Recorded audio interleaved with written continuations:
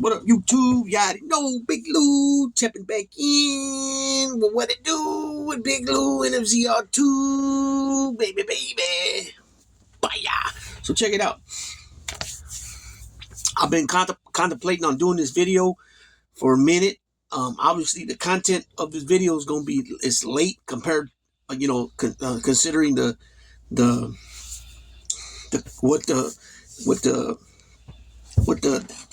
what the actual idea behind this video is. And I'll give you a little insight on why I'm so late. So as you can tell from the thumbnail, Mike Tyson, Jake Paul, right? Okay. So originally I watched the fight, and I was at the conclusion, like a lot of other people, that Mike was just too old at this point. His reaction time, his speed and reaction time, and movement and issues he was having with his knees and stuff like that. But after watching the fight about 3 or 4 more times, I've come to the conclusion that the fight was a straight rigged up fight, right? As far as not so much not rigged to take a dive to like get knocked out, because we know that didn't happen. But the fact is, the way Mike came out in that first round, he came out the same way he was. The clips of him sparring, with hitting the bags and hitting, his training with one of his trainers. That I don't even know what it's called, the one they wear in the body, and he was hitting it, and he looked explosive. You know what I mean? And at that point in that first round, when they clinch, and it's clear as day that Jake Paul tells him something, and from my understanding, from watching it, what I think was said was that he told him, "Hey, Mike, kick back, man. You're coming too hard on me." And then you see Mike tap him on the back, like, "Okay, I got you." Okay, so now from that point on, his explosiveness off his foot, side to side, head movement, it's gone now. And Roy Jones is talking about, man, this is a different guy than I fought 3 years ago or 4 years ago. That's a lot of time, especially when you're from the time you're 54, 55 to 57 or 58 now. You're just adding on, Father Time is adding on, taking your abilities down, but your power never goes nowhere. So he hit that man a few times in that first round, pretty hard, and that's why he had to tell him, "Hey, kick back, man." And then the fact that he kept biting on his glove, one of the guys was talking on commentating, said, "Oh, I've seen Mike do that all his career." And Roy Jones kept saying, "Nah, there's something there." And so what most people that are thinking that have watched it and think that fight was bogus is that we're thinking that Mike Tyson was getting angry with taking some of those punches, and he wanted to take Paul's head off, but he had to keep reminding himself that he's going to give the kid a break. And so he would bite the glove to try to, to let the anger pass over. You know what I'm saying? So he kept biting his glove every time he wanted to really just take off Paul's head. Now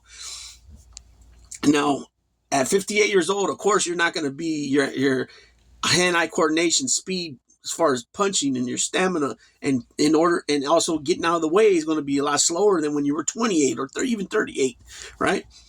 But not to the point like that. Mike Tyson has still shown in videos during his training, and then as well when he fought Roy Jones, that he was capable of counter punching pretty quickly back, right? And not to mention that, being honest, the head movement, all the old custom model stuff that made this guy the great that he had became, right? He had that fire again, like I mentioned in a couple of videos, to compete again. No, there's no way he was going to compete at the top level of the heavyweight division. There's no way, with that. And he probably never would have got a license to fight anywhere at 58 years old.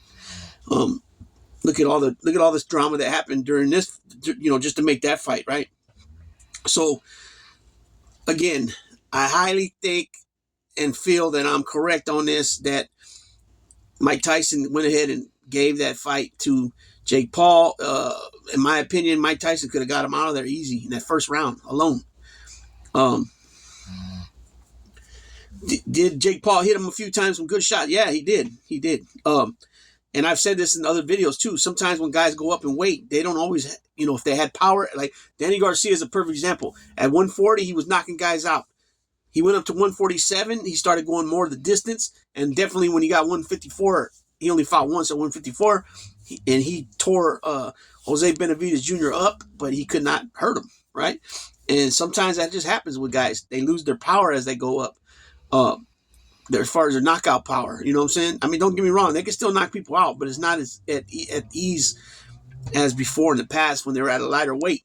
Sometimes guys that didn't punch hard, like Devin Haney, for example, he was known not to be a knockout artist or, someone that got a lot of KOs, but then when he went up in weight, he rocked a few guys, you know what I'm saying? So it just depends. It can have a reverse effect on certain fighters, and it can have, it just depends, on they can be stronger going up in weight, or they could have been stronger down in weight. But for the majority of the time, like starting at, like, say, a heavier fighter at, middleweight and up, I would say for sure heavyweight, the power really never goes nowhere. Even if you're 75 years old plus, like George Foreman, you're still hitting the heavy bag and hitting it very hard.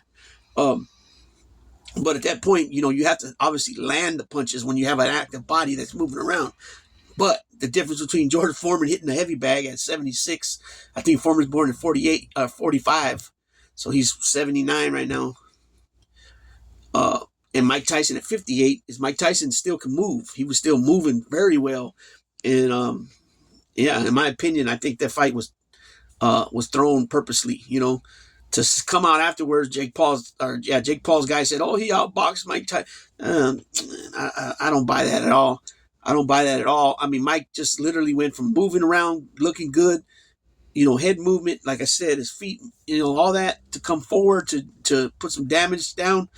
And just after he was told that in his ear, it just disappeared. You know what I'm saying? So I don't buy that crap that and don't get me wrong, I had to watch the fight a couple more times. I watched it 2 times. I watched it the third time. I was definitely 100% behind that fight wasn't legit. You know what I'm saying?